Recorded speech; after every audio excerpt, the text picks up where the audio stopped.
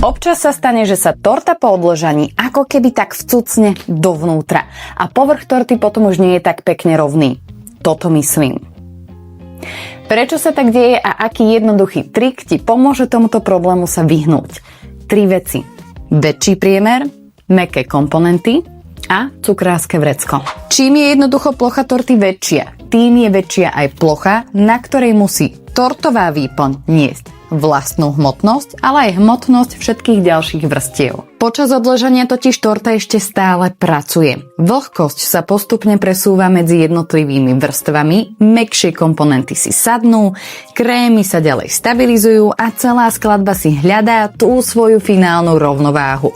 Ak je vnútro torty príliš mäkké alebo vlhké, stred môže začať pod zaťažením jemne klesať viac ako okraje.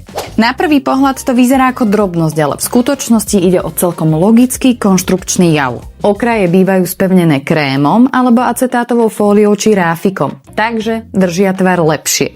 Stred však takúto bočnú oporu nemá.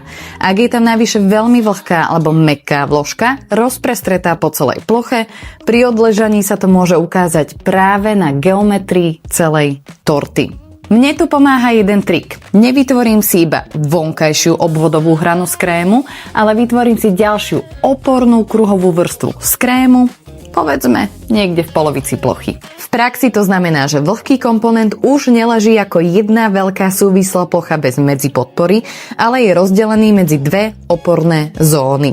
Tým sa zmení spôsob, akým sa v torte rozkladá hmotnosť aj tlak. A krém tu už tým pádom nefunguje len ako chuťová vrstva, ale aj ako nosná štruktúra. A povieš si, je to malý zásah do skladania, ale z technologického hľadiska ti to urobí veľmi veľký rozdiel. A pritom taková blbosť, ne?